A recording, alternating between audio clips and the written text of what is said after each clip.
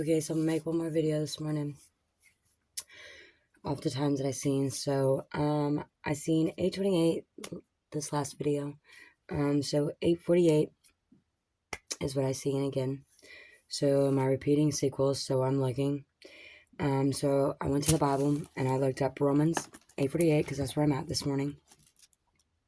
And so I looked up Romans 8:4-8, and it says that the righteousness of the law might be fulfilled in us who walk not after the flesh, but after the Spirit.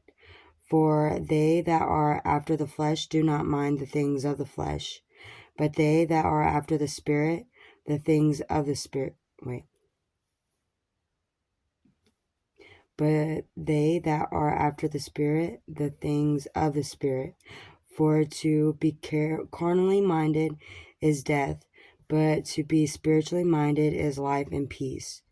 Because the carnal mind is the enmity against God, for it is not subject to the law of God, neither indeed can be.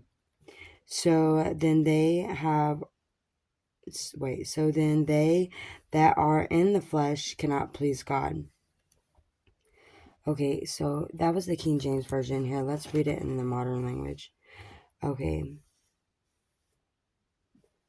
It says, so that the law's requirements might be completely met by us who behave not in a fleshly but in a spiritual way. For those who are under control of the flesh are fleshly minded, but those who are under control of the Spirit are spiritually minded.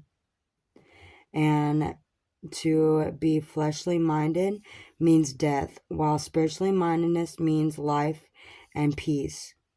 Because fleshly mindedness is hostile to God. It is not submissive to God's law. In fact, it cannot be. So, those are controlled by the flesh are unable to please God. So, that is a thought.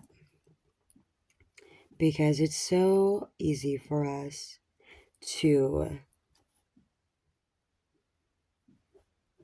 struggle with that and not think about that, because I know me here lately, I've been struggling with, like, I want to get into God's word. I want to start finishing my books. Like, I want to finish the things that, like, I want to do, but, like, I know when I'm walking in my flesh, like, it starts getting really hard for me to get into the word, especially because, like, me internally starts struggling with it.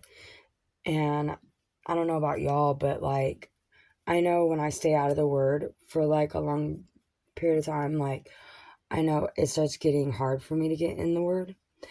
And I notice, like, the more I want to go deeper with God, like, of course you're going to hear from God when you get high, or when you're drinking, or when you mess with that subconscious mind, right? Okay, but, which is all fine, dandy, whatever, each is their own.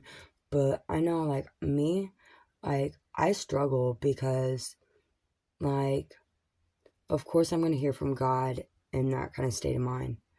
But where I'm really struggling is God doesn't want me to continue to, like, hear him in that state of mind.